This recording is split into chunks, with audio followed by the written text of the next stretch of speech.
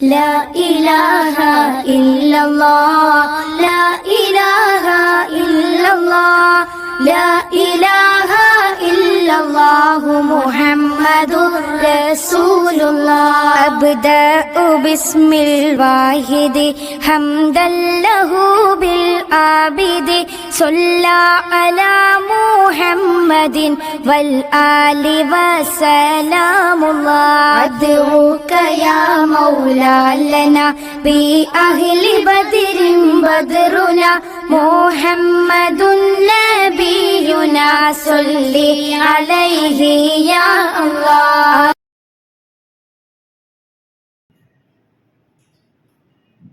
السلام عليكم ورحمة الله تعالى وبركاته. الحمد لله رب العالمين، الصلاة والسلام على خاتم النبيين وعلى آله الطيبين وأصحابه الطاهرين والمسلمين والمؤمنين كلهم أجمعين، أما بعد، فأعوذ بالله من الشيطان الرجيم. بسم الله الرحمن الرحيم. ولهن مثل الذي عليهن بالمعروف. وقال نبينا صلى الله عليه وسلم: خيركم خيركم لأهلي وأنا خيركم لأهلي، أو كما قال عليه الصلاة والسلام. صدق الله العلي العظيم وصدق رسوله النبي الكريم، ونحن على ذلك من الشاهدين والشاكرين، والحمد لله رب العالمين. புகழ் அனைத்தும் வல்ல இறைவன் அல்லாஹ் ஒருவனுக்கு சொந்தமானது. அரபிநாயகம் முஹம்மது முஸ்தபா ரசூலை கரீம் ஸல்லல்லாஹு அலைஹி வஸல்லம் அவர்கள் மீதும் அவர்கள் கொண்டு வந்த மார்க்கத்தை தன்னுடைய வாழ்க்கையாக எடுத்து நடந்து ஈருலகத்திலும் வெற்றி பெற்ற உத்தம சத்திய சஹாபாக்கள், தாபிஈன்கள், தபஅ தாபிஈன்கள், வலிமார்கள், ஷுஹதாக்கள், சாலிஹீன்கள், நாதாக்கள், நல்லோர்கள், நம்மவர்கள், நம்முடைய குடும்பத்தார் அனைவர் மீதும் அல்லாஹ்வின் அன்பும் அருளும் என்றென்றும் நிலையாக நிலைத்து நிரந்தரமாக உண்டாகட்டுமாக. ஆமீன்.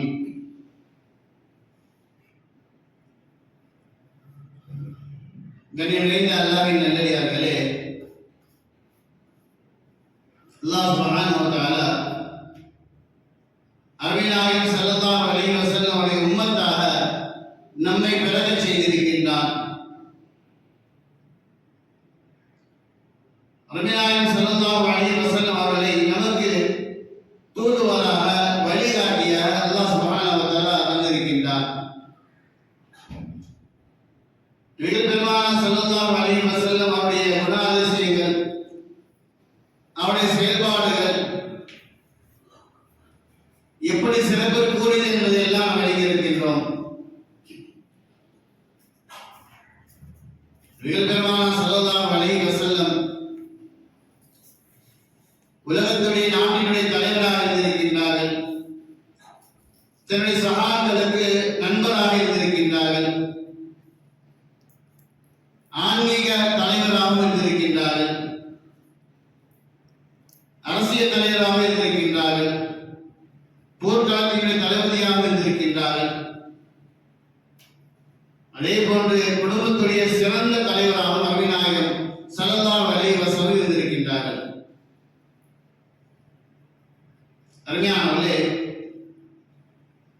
உலகத்துடைய தலைவர்கள், நாட்டினுடைய தலைவர்கள், ஊருடைய தலைவர்கள், இவருடைய வாழ்க்கையை நாம் எடுத்து பார்த்தால் தன்னுடைய செயல்பாடுகளில் பொறுப்புகளில் சரியாக இருப்பவர்கள் மிகவும் குறைவாக இருக்கின்றார்கள்.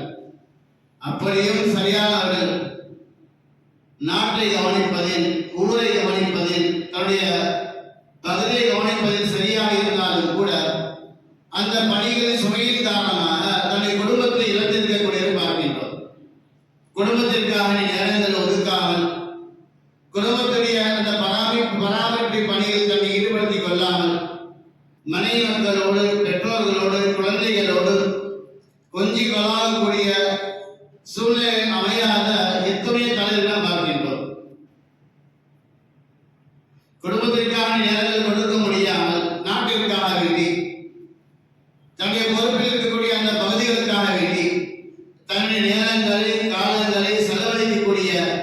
எத்தனை தலைவர்களை பார்க்கின்றோம். நபிநாயகம் ஸல்லல்லாஹு அலைஹி வஸல்லம் அவர்கள் நபுவத்து கொடுக்கப்பட்டதிலிருந்து அதற்கு முன்பாகவும் கூட ஆட்சி அதிகாரங்கள் தன்னுடைய கையில் இருந்தும் கூட பல நாட்டவர்களுக்கு தலைவராக இருந்தும் கூட ஆன்மீக தலைவராக இருந்தும் கூட அல்லாஹ்வுடைய கட்டளையை முழுமையாக அவர்கள் நிறைவேற்ற வேண்டும் என்ற நிர்பந்தம் இருந்தும் கூட தன்னுடைய குடும்பத்தை கவனிப்பதில் நபிநாயகம் ஸல்லல்லாஹு அலைஹி வஸல்லம் எந்த ஒரு குறையும் வைத்தது கிடையாது.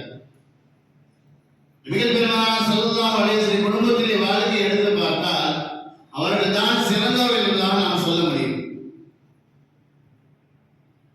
அருமையானவர்களே, நபிநாயகம் ஸல்லல்லாஹு அலைஹி வஸல்லம் குடும்ப வாழ்க்கை அவர்கள் எப்படி வாழ்ந்ததின் காரணமாக அவர்கள் அந்த வாழ்க்கையில் வெற்றி பெற்றார்கள் என்பதையும் நாம் எப்படி வாழ்ந்து கொண்டிருக்கின்றோம், நபிநாயகம் ஸல்லல்லாஹு அலைஹி வஸல்லம் குடும்ப வாழ்க்கை வழிமுறைகளை நாம் பின்பற்றாததன் காரணமாக நாம் எந்த அளவிற்கு எப்படி தோல்வி அடைகின்றோம் என்பதை நாம் சிந்திக்க கடமைப்பட்டிருக்கின்றோம். முத்தநபி நபிநாயகம் ஸல்லல்லாஹு அலைஹி வஸல்லம் அருமையானவர்கள். அவருடைய வாழ்க்கை வழிமுறைகள் நமக்கு முன்பதாக வைக்கப்படுகின்றது. குடும்பத்தோடு பிள்ளைகளோடு எப்படி வாழ வேண்டும் என்பதை அவர்கள் நமக்கு கற்றுத்தருகின்றார்கள். ஆனால் அந்த வாழ்க்கையை நாம் எடுத்துக்கொள்ளாமல் என்னுடைய மனம் இருப்பதை போன்று நம்முடைய கண்கள் பார்க்கின்ற அந்த பார்வையுடைய வாழ்க்கையை போன்று பிறர் எப்படி வாழுகின்றார்கள் என்பதை நாம் பார்ப்பதன் காரணமாக நம்முடைய மன இச்சைகள் மன ஆசைகள் எதை விரும்புகின்றதோ அந்த முறையின் பிரகாரம் நாம் நம்முடைய வாழ்க்கையை அமைத்துக் கொள்வதன் காரணமாக தான் குடும்ப வாழ்க்கையில் நாம் தோற்றுக் கொண்டிருக்கின்றோம். எல்லா விதமான சுமைகளும் நபிநாயகம் ஸல்லல்லாஹு அலைஹி வஸல்லம் இருந்தாலும் கூட அல்லாஹ்வுடைய கட்டளை மக்களுக்கு மத்தியில் எடுத்துரைக்க வேண்டும். நாட்டுடைய அத்தனை காரியங்களும் நம்முடைய பொறுப்பில் இருக்கின்றது. சஹாபாக்களுக்கும் நேரம் தர வேண்டும். அதே சமயம் குடும்பத்திற்காக உழைக்கவும் வேண்டும், வியாபாரம் செய்ய வேண்டும். எல்லா சிரமங்களும் இருந்தும் கூட குடும்பத்திற்காக நேரம் ஒதுக்க நபிநாயகம் ஸல்லல்லாஹு அலைஹி வஸல்லம் மனைவி மக்களோடு கொஞ்சி கொலாவி விளையாடிய நபிநாயகம் ஸல்லல்லாஹு அலைஹி வஸல்லம் அவர்கள் அறியாமலே குடும்பத்துடைய வாழ்க்கையிலே ஹதீஸில் பல ஹதீஸ்களை அறிவித்தார்கள். அன்னை ஆயிஷா ரலியல்லாஹு தஆலா அன்ஹா அவர் சொல்லியிருந்தார்கள், நபிகள் பெருமானார் ஸல்லல்லாஹு அலைஹி வஸல்லம் அவர்களுக்கு 11 மனைவிமார்கள். அதில் யாருக்கும் கொடுக்கப்படாத சில குறிப்பிட்ட வாக்கியங்கள் 10 வாக்கியங்களை அல்லாஹ் சுப்ஹானஹு வ தஆலா எனக்கு மட்டும்தான் தந்திருக்கின்றார் என்றால் சொல்லிவிட்டு அதை சொல்கின்ற ஒரு விஷயம். நபிநாயகம் ஸல்லல்லாஹு அலைஹி வஸல்லம் சேர்ந்து குளிக்கக்கூடிய வாக்கியம், ஒரே பாத்திரத்தில் ஒன்றாக நின்று குளிக்கக்கூடிய வாக்கியத்தை அல்லாஹ் எனக்கு மட்டும்தான் தந்தான். இதுவும் குடும்பத்தில் ஒரு அங்கமாக இருக்கின்றது.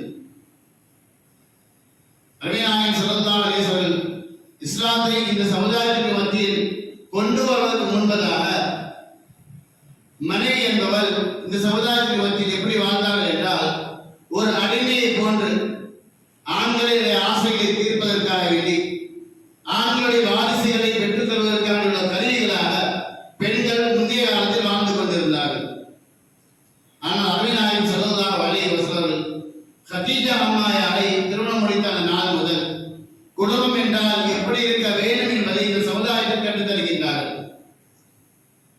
வலஹுன்ன மிஸ்லுல்லதி அலைஹின்ன பில் மஅரூஃப், அல்லாஹ் குர்ஆனில் சொல்கின்றான், ஒரு ஆணுக்கு எப்படி பெண் மீது மனைவி மீது உரிமைகள் இருக்கின்றதோ, கோபப்படுவதற்கு, ஆலோசனைகள் சொல்வதற்கு, கோபித்துக் கொள்வதற்கு எப்படி அதிகாரம் இருக்கின்றதோ அதே போன்று ஒரு பெண்ணுக்கும் இருக்கின்றது. அவன் நினைத்தால் கோபித்துக் கொள்ளலாம், ஆலோசனைகள் சொல்லலாம். உங்களுக்கு இருப்பதை போன்று அதே சம அளவு ஒரு உரிமை பெண்களுக்கும் இருக்கின்றது என்பதை நபிநாயகம் ஸல்லல்லாஹு அலைஹி வஸல்லம் குர்ஆனின் மூலமாக இந்த சமுதாயத்திற்கு எடுத்து வைக்கின்றார்கள், வாழ்ந்தும் காட்டியிருக்கின்றார்கள். அருமையானே, பெண்களை மதிக்காத அந்த காலத்திலே பெண்களுக்கு கண்ணியம் கொடுத்த நபிநாயகம் ஸல்லல்லாஹு அலைஹி வஸல்லம் அவர்கள் பெண்களை கண்ணாடியுடைய பொருட்களாக அமைத்த நபிநாயகம் ஸல்லல்லாஹு அலைஹி வஸல்லம் லேசாக உடைந்து விடுவார்கள். அவரை நீங்கள் லேசாக நினைத்து விடாதீர்கள், லேசாக அடர்த்தி விடாதீர்கள், திட்டி விடாதீர்கள், அடித்து விடாதீர்கள் என்பதால் கண்ணியத்தோடு அவர்கள் நடத்துங்கள் என்பதாக நபிநாயகம் ஸல்லல்லாஹு அலைஹி வஸல்லம் சொல்லியிருக்கின்றார்கள். அருமையானவர்களே, நபிகள் நாயகம் ஸல்லல்லாஹு அலைஹி வஸல்லம் தன்னுடைய மனைவிமார்களுடைய கோபங்களுக்கு எந்த அளவுக்கு அனுமதி தந்திருக்கின்றார்கள் என்பதை நாம் சிந்திக்க வேண்டும். அந்த கோபங்களை எந்த அளவுக்கு அழகான முறையில் கையாண்டிருக்கின்றார்கள் என்று சிந்திக்க வேண்டும். நாம் நம்முடைய மனைவிமார்கள் கோபப்பட்டால் அவர்கள் நாம் எப்படி நடக்கின்றோம் என்று சிந்திக்க வேண்டும். அன்னை ஆயிஷா ரலியல்லாஹு தஆலா அன்ஹா அவர்கள் ஒரு ஹதீஸை இப்படி அறிவிக்கின்றார்கள்.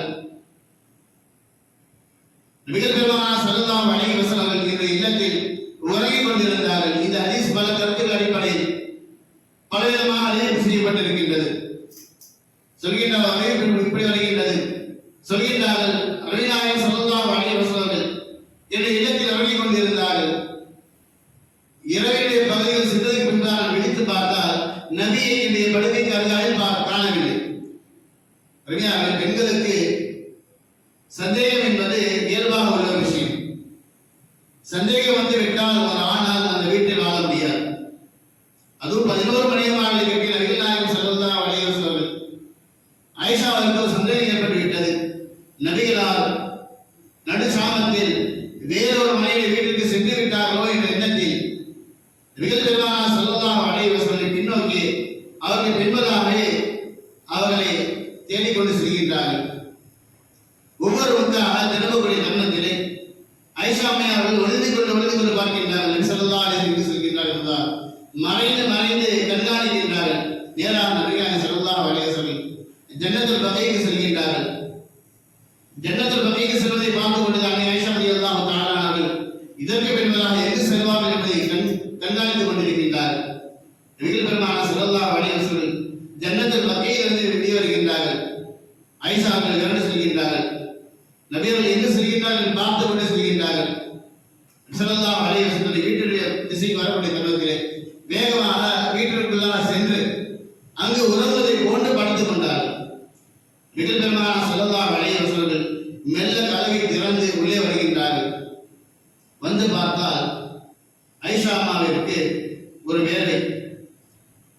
வானங்களுக்கு மேலாக பூமிக்கு கீழாக நிகழக்கூடிய நிகழ்வுகளை எல்லாம் சுப்ஹானஹு வ தஆலா நபிகள் பெருமானார் ஸல்லல்லாஹு அலைஹி வஸல்லம் தருவார். தன்னுடைய இல்லத்திற்குள்ளாக நிகழ்ந்த நிகழ்வு கண்டிப்பாக தெரிந்திருக்கும் நபிநாயகம் ஸல்லல்லாஹு அலைஹி வஸல்லம் ஆயிஷாவை பார்க்கின்றார்கள். கேட்கின்றார்கள், யா ஆயிஷா, என்ன உனக்கு வேதனை ஏற்பட்டிருக்கின்றது என்பதா? அப்பொழுது ஆயிஷா அவர்கள் நிகழ்ந்த அந்த நிகழ்ச்சியை சொல்கின்றார்கள். நபிகள் பெருமானார் ஸல்லல்லாஹு அலைஹி சொல்கின்றார்கள், யா ஆயிஷா, உனக்கு என்ன, உன்னிடத்தில் இருக்கிற ஷைத்தான் வந்து விட்டானா என்பதாக கேட்கின்றார்கள். அருமையானவர்களே, ஆயிஷாவிற்கு வந்தது கோபம். யா ரசூலல்லாஹ், அபுல் காசிம் அவர்களே, என்னிடத்தில் ஷைத்தான் வந்து விட்டால் உங்களுடைய ஷைத்தான் உங்களிடத்தில் வந்து விட்டானா என்பதாக கேட்கின்றார். அருமையானவர்களே, நபிகள் பெருமானார் ஸல்லல்லாஹு அலைஹி வஸல்லம் பார்த்து கோபித்து கேட்ட கேள்வி. நபிகள் பெருமானார் ஸல்லல்லாஹு அலைஹி வஸல்லம் கேட்கின்றார்கள், ஆயிஷாவே, உன்னுடைய ஷைத்தான் உன்னிடத்தில் வந்து விட்டானா என்பதா?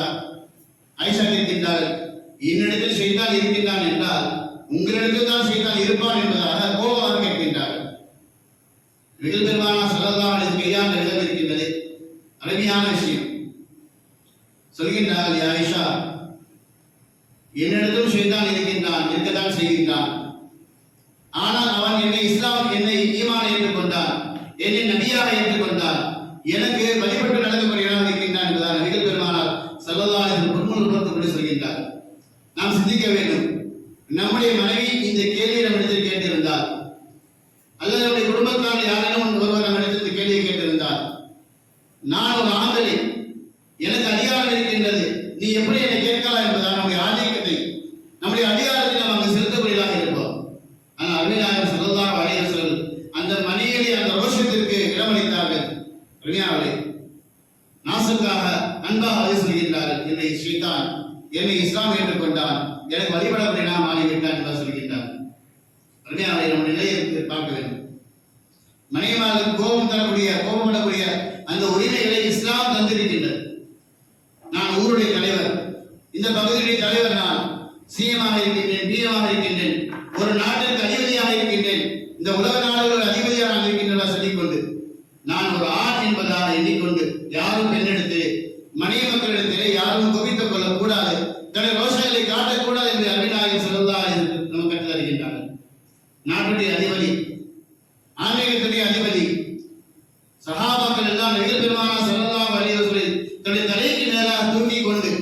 கொண்டாடக்கூடிய ஒரு தலைவராக இருக்கின்றார்கள். அப்படிப்பட்ட தலைவரை பார்த்து கேட்ட கேள்வி நபிகள் பெருமானார் ஸல்லல்லாஹு கோபம் கொள்ளவில்லை.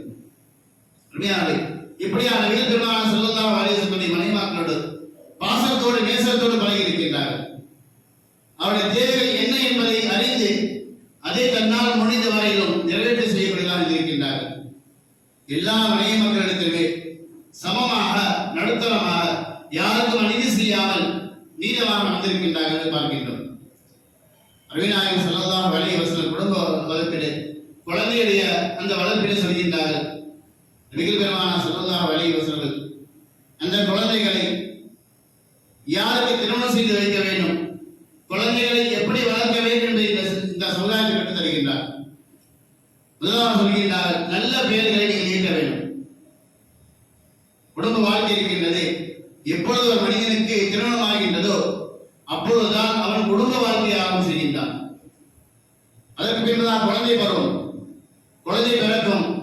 அந்த குழந்தைக்கு அழகான பெயரை கற்பிக்க வேண்டும், பெயரை ஈட்ட வேண்டும். நல்ல ஒழுக்கங்களை, நல்ல செயல்பாடுகளை, நல்ல குணங்களை அந்த குழந்தைகளுக்கு கற்றுத்தர வேண்டும் தான் நபிகள் பெருமானார் ஸல்லல்லாஹு சொல்கின்றார்கள். அதற்கு பின்புதான் சாலிஹான கணவனோ சாலிஹான மனைவியை பார்த்து அவருக்கு நீங்கள் திருமணம் செய்து வைக்க வேண்டும் என்றார் நபிகள் பெருமானார் ஸல்லல்லாஹு சொல்கின்றார்கள். உண்மையாகவே எத்தனை பெற்றோரை பார்க்கின்றோம், இந்த விஷயத்திலே நாம் போட்டி விடுகின்றோம். தன்னுடைய மகனுக்கோ அல்லது தன்னுடைய மகளுக்கோ மாப்பிள்ளை அல்லது பெண் பார்க்கக்கூடிய தருணத்திலே எத்தனை விஷயங்கள் கண்காணிக்கூடிய விஷயங்கள் இருக்கின்றது. ஆனால் இன்றைய காலகட்டத்தில் நாம் கேட்கின்றோம், முதலாவதாக கேள்வி எவ்வளவு சம்பாத்தியம் என்றால் கேட்கின்றோம். பெண் பிள்ளையாக இருந்தால் அவருக்கு நீங்கள் எவ்வளவு கோடிகள் என்றாக நாம் கேட்கின்றோம். எல்லாம் பாதுகாக்க வேண்டும். அந்த ஆண் அந்த பெண் தன்னுடைய மனைவி கணவனை சரியாக பார்த்துக் கொள்வாரா, அவருடைய பெற்றோரை சரியாக பார்த்துக் கொள்வார்களா, குர்ஆன் ஓதக்கூடிய பிள்ளையா, தொழக்கூடிய பிள்ளையா என்பதை நாம் விசாரிப்பது கிடையாது. முதலாவது ஆணாக இருந்தால் எவ்வளவு சம்பாத்தியம் என்றால் கேட்கின்றோம். பெண் பிள்ளையாக இருந்தால் எவ்வளவு தருவார்கள் என்றால் கேட்கின்றோம். எல்லாம் பாதுகாக்க வேண்டும். சாலிஹான கணவனையும் சாலிஹான மனைவியும் தேடுவது முக்கியம். அந்த பிள்ளைகள் தன்னுடைய மாமியார் மாமனாரை கண்ணியம் செலுத்துவார்களா, நம்முடைய குடும்பத்துடைய வாழ்க்கைக்கு அவர் தோதுவாக இருப்பார்களா, தொழக்கூடிய நபர்களாக இருப்பார்களா, குர்ஆனை ஓதக்கூடிய நபர்களாக இருப்பார்களா, நம்முடைய வாரிசுகளை சரியாக வளர்க்கக்கூடியதாக இருப்பார்களா என்பதை சிந்திப்பது கிடையாது. நபிகள் பெருமானார் ஸல்லல்லாஹு அலைஹி வஸல்லம் தன்னுடைய மகள் ஃபாத்திமா ரலியல்லாஹு தஆலா அன்ஹா அவர்களுக்கு அலி ரலியல்லாஹு தஆலா அவர்களை மணமுடிக்கின்றார்கள். நாம் சிந்திக்க வேண்டும். நாட்டுடைய அதிபதி மக்காவுடைய அரசர் அவர்கள்தான் நபிகள் பெருமானார் ஸல்லல்லாஹு அலைஹி வஸல்லம். அவர்கள் நினைத்திருந்தால் பல நாட்டுடைய மன்னர்கள் நபிகள் பெருமானார் ஸல்லல்லாஹு அலைஹி சந்திப்பதற்காக வேண்டி, அவர்கள் ஆலோசனை செய்வதற்காக வேண்டி, ஒப்பந்தம் செய்வதற்காக வேண்டி வரிசையில் காத்துக் கொண்டிருக்கின்றார்கள். நினைத்திருந்தால் ஏதோ நாட்டுடைய அதிபதிக்கு நபிகள் பெருமானார் ஸல்லல்லாஹு அலைஹி வஸல்லம் பணங்காசுகள் அதிகமாக இருக்கக்கூடிய, உயர்ந்த தரஜாக்கள் குலக்கோத்தரங்கள் உயர்ந்திருக்கக்கூடிய, உயர்ந்த அந்தஸ்தில் இருக்கக்கூடிய ஆண்களுக்கு திருமணம் முடித்து வைத்திருக்கலாம். ஆனால் அலி ரலியல்லாஹு தஆலா திருமணம் முடித்து வைக்கின்றார்கள்.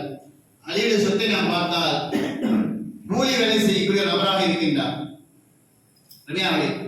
நபிகள் பெருமானார் ஸல்லல்லாஹு அலைஹி வஸல்லம் மருமகன், இந்த நாட்டினுடைய அரசுடைய மருமகன் கூலி வேலை செய்யக்கூடியதாக இருக்கின்றார். ஆனால் நபிகள் பெருமானார் ஸல்லல்லாஹு அலைஹி வஸல்லம் தன்னை மகளை திருமணம் முடித்து வைக்கின்றார். என்ன காரணம்? அல்லாஹ் சுப்ஹானஹு வ தஆலா அலிக்கு அதிகமான அறிவுத்திறனை தந்திருக்கின்றார், புத்தி கூர்மையை தந்திருக்கின்றார், வழங்கக்கூடிய சுபாவம் கொண்டவராக இருந்திருக்கின்றார்கள், தன்னுடைய குடும்பத்தை கண்ணியமாக பார்க்கக்கூடியதாக இருந்திருக்கின்றார்கள். இந்த விஷயத்தெல்லாம் கவனித்துத்தான் இபாதத் செய்கின்றவர்கள், ஈமானின் உயர்ந்தவர்கள், உழைப்பாலும் உயர்ந்தவர்கள், கல்வி ஞானத்தால் உயர்ந்தவர்கள் என்பதற்கான நபிநாயகம் ஸல்லல்லாஹு அலைஹி வஸல்லம் அரசராக இருந்தும் கூட வேலை செய்யக்கூடிய கூலி வேலை செய்யக்கூடிய ஒரு நபருக்கு தன்னுடைய மகளை திருமணம் செய்து வைத்திருக்கின்றார்கள். பெரியார்களே, திருமணத்துக்கு பின்பதாக தன்னை மருமகளை குறிப்பாக மருமகளை நாம் எப்படி நடத்துகின்றோம் என்று சிந்திக்க வேண்டும். பலரும் குடும்பத்திலே தலைவராக இருந்தும் கூட இந்த விஷயத்திலே நாம் தோல்வியடைகின்றோம். நபிகள் பெருமானார் ஸல்லல்லாஹு அலைஹி வஸல்லம் கற்றுத் தருகின்றார்கள், திருமணத்துக்கு பின்பதாக பெற்றோருக்காக நீ மனைவியோ மனைவிக்காக நீ பெற்றோர்களை நாம் பகிர்ந்து கொள்ளக்கூடாது. ஒரு மனைவி சொர்க்கத்தை அடைய வேண்டும் என்றால் கணவனுடைய பொருத்தத்தை கண்டிப்பாக அடைந்திருக்க வேண்டும். ஆனால் ஒரு ஆண் சொர்க்கத்தை அடைய வேண்டும் என்றால் பெற்றோருடைய அந்த பொருத்தத்தை கண்டிப்பாக அவர் அடைந்திருக்க வேண்டும். இந்த இரண்டும் இருந்தால்தான் ஒரு ஆணும் சரி ஒரு பெண்ணும் சரி சொர்க்கத்திற்குள்ளாம் நுழைய முடியும். இன்றைய காலகட்டத்தில் பார்த்தால் அருமைநாயகம் ஸல்லல்லாஹு அலைஹி வஸல்லம் அந்த வாழ்க்கை வழிமுறைகளை அறியாமல், குடும்ப வாழ்க்கையுடைய சூழ்நிலைகளை அறியாமல், உலகத்துடைய நாகரிகங்கள் அதிகமாக இருக்கின்றது, படிப்புடைய திறன்கள் அதிகமாக இருக்கின்றது, இதெல்லாம் தெரிந்து வைத்திருக்கின்றோம். ஆனால் குடும்ப வாழ்க்கை எப்படி நடத்த வேண்டும் என்பதை ஆணுக்கும் சரி பெண்ணுக்கும் சரி தெரியாத காரணமாக திருமணம் முடித்து வைக்கின்றார்கள். சில காலங்களுக்கு பின்பு, சில காலங்கள் அல்ல, சில மாதங்கள் சில நாட்களுக்கு பின்பே கூட குடும்பத்தின் பிரச்சனை, கணவன் தன்னுடைய மனைவி பேச்சை கேட்டு பெற்றோர்களை தூரமாக விரட்டக்கூடிய சூழ்நிலை பார்த்துக் கொண்டிருக்கின்றோம். அல்லது தன்னுடைய சகோதரி பெற்றோருடைய பேச்சை கேட்டு, அல்லது தன்னுடைய உடன் பிறந்த சகோதரர்கள் பேச்சை கேட்டு தன்னுடைய மனைவியை துச்சமாக கருதக்கூடிய சூழ்நிலை பார்த்துக் கொண்டிருக்கின்றோம். அறிஞர்களே, இந்த விஷயத்திலே நாம் தோற்று கொண்டிருக்கின்றோம். அருமைநாயகம் ஸல்லல்லாஹு அலைஹி வஸல்லம் வாழ்க்கை வழிமுறை நாம் அறியாத சூழ்நிலை நம்முடைய பிள்ளைகளுக்கு நாம் திருமணம் செய்து வைப்பதன் காரணமாக குடும்ப வாழ்க்கையில் எந்த சந்தோஷத்தை அருமைநாயகம் ஸல்லல்லாஹு அலைஹி அனுபவித்தார்களோ அந்த சந்தோஷத்தை நாம் இழந்து கொண்டிருக்கின்றோம். திருமணத்துக்கு முன்பதாக குடும்ப வாழ்க்கையை ஆரம்பிக்கக்கூடிய நம்முடைய பிள்ளைகளுக்கு குடும்பம் என்றால் என்ன என்பதை நாம் கற்பிக்க வேண்டும். அருமைநாயகம் ஸல்லல்லாஹு அலைஹி வஸல்லம் குடும்ப வாழ்க்கையை எப்படி வாழ்ந்தார்கள் என்பதை நாம் பிள்ளைகள் கற்பிக்க வேண்டும். அல்லாஹ்வினாலே குடும்ப வாழ்க்கையை முழுமையாக அறிந்து நபிகள் பெருமானார் ஸல்லல்லாஹு அலைஹி வஸல்லம் எப்படி குடும்ப வாழ்க்கையை நடத்தினார்கள், அதன் மூலமாக எப்படி வெற்றி பெற்றார்கள் என்று அறிந்து நாம் அதே போல் நம்முடைய குடும்ப வாழ்க்கையை நடத்தி வெற்றி பெறக்கூடிய பாக்கியத்தை அல்லாஹ் நமக்கு தந்தல் புரிவானாக. அல்ஹம்துலில்லாஹி ரப்பில் ஆலமீன். அஸ்ஸலாமு அலைக்கும் வரஹ்மத்துல்லாஹி வபரகாத்துஹு.